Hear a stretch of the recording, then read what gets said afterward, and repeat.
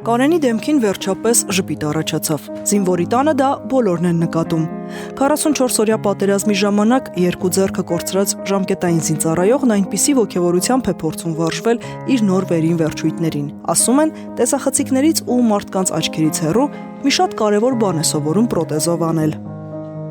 Նա սովորել է այդ երկու մատով մատանի դնել մատի վրա, որ կարծում եմ շատ խոստումնալ է մեր համար, թե ինչպիսի ապագա նրանք ունեն։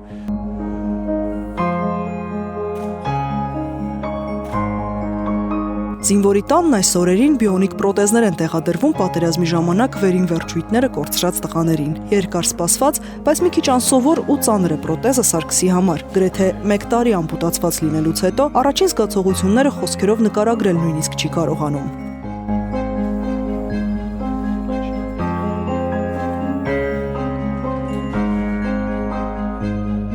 Անբացատրելի բան է։ Պայմանագրային զինծառայողը 44-օրյա պատերազմի ժամանակ կորցրել է ձախ ձեռքն ու ոտքը, բայց ասում է, չի նեղվել։ Սա չարյաց փոքրագույնն էր։ Արդեն էլ ոչ մի բան հետաքրքիր չէր։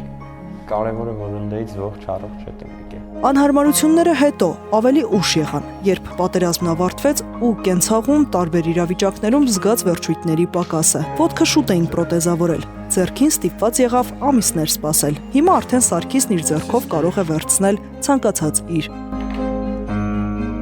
Որ ուզում ես մի գործ անես ու հասկանում ես, որ չկա էլ այդ մի ձեռքը չես կարող մի ձեռքով դու գործ անես։ Ձեռքն արդեն կա, այն էլ ֆունկցիոնալ։ Բիոնիկ պրոթեզը 30-ից ավելի ֆունկցիայի հնարավորություն է տալիս։ 18 գործողության հնարավորությունը հենց պրոթեզի վրա է։ Մնացած ֆունկցիաները կարգավորվում եւ կառավարվում են պլանշետի կամ հեռախոսի հատուկ ծրագրի օգնությամբ։ Ես չէի պատկերացնում, որ կարա սենց լինի, բայց հիմա արդեն լավ է, իմ աչքով տեսա ու հասկացա, որ կլինի։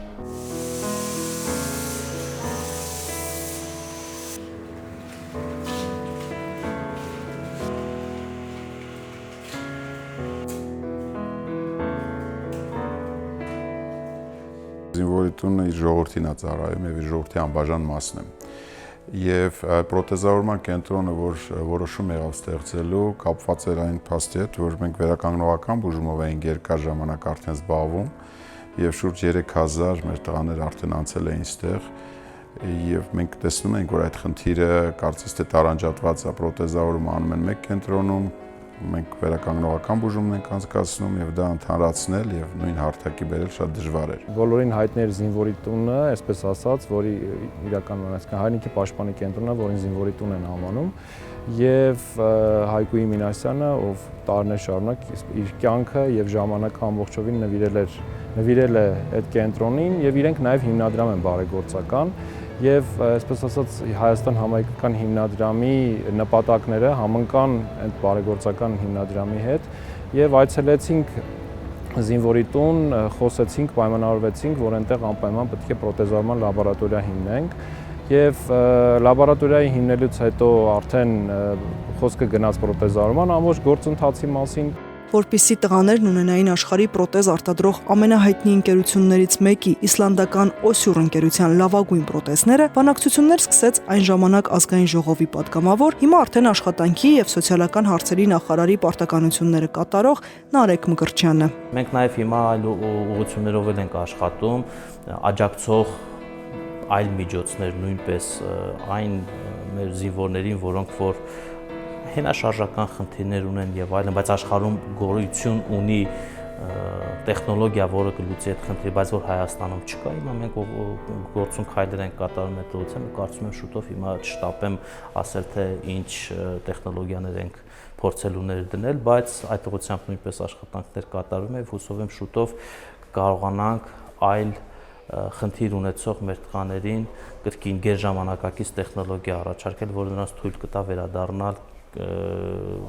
նորմալ կյանք։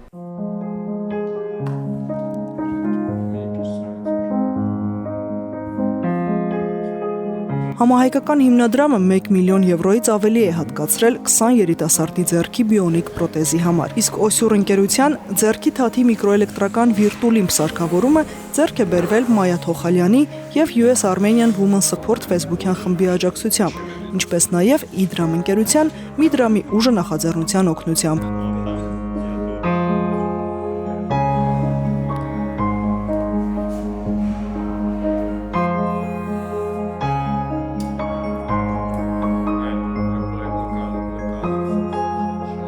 Ձեռքի ամպուտացիայով վիրավոր զինվորները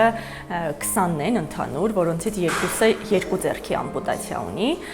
եւ այս պահին արդեն պրոթեզավորվել են 6-ը եւ 14-ը դեռ սպասում են իրենց պրոթեզավորմանը։ Այս այն աշխատանքն է, որը բոլորիս պարտքն է եւ պարտավոր ենք այն մարդկանց, ովքեր իրենց կյանքը եւ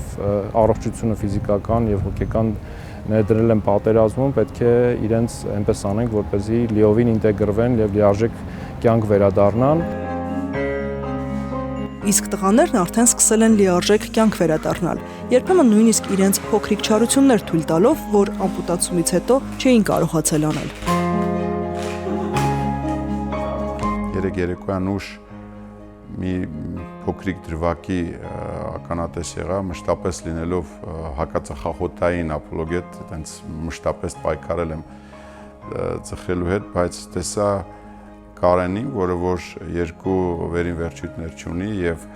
ոնց է նա կարողանում արդեն մեկ վերջույթի այդ պրոթեզով, ուրեմն գլանակը կարողանում էր կրակը կպցնել գլանակին, կարողանում էր իրականացնել ամբողջ process-ը։ Ինձանից ակամա մոտեցա իրեն, շնորհավորեցի, հասկանալով, որ միգուցեև այդ փոքրիկ քայլը, որը նա կարողացել է ինքնուրույն անել, շատ տոկուն դեմքով, շատ չտրտնջացող բնավորության տեր, ցույց էր տալի, ոնց է ինքը կարողանում այդ մի վերջույթով եւ երկու մատով արդեն իրականացնել, սա ընդամենը մի քանի օրվա պարապմունքից հետո։ Մինչև պրոթեզների Հայաստան հասնելը տղաներն արդեն անցել էին դրանց օգտագործման դասընթացները։ Հիմա էլ այսպես կոչված հետպրոթեզավորման դասերն են սարքում։ Դրան վախեր չկա, այն որ պիտի սովորեմ։ Մեքենա վարելուց էլի մեխանիկական որ վարում եմ, խանգարում է, դե չես կարող համ մեքենայի ռուլը բռնես, համ սկորոստ փոխես, իսկ հիմա արդեն կարող ես ձեռքով համ ռուլ բռնեմ, համ սկորոստ փոխեմ։ Նրանք վերադառնալու են լիարժեք կյանքի, նրանք հաղթահարելու են այդ կյանքի փորձությունը եւ այս կենտրոնը եւ պրոթեզավորելու է, վերականգնելու է եւ կրթություն տալու այն ամենը, ինչ իրենց տարիքում նրանք պետք է չտեսնեին եւ տեսնեին կրթություն, պետք է տեսնեին անձնական կյանքի երջանկություն եւ բերկրանք ապրեին, մենք փորձելու ենք այդտեղ իրականացնենք։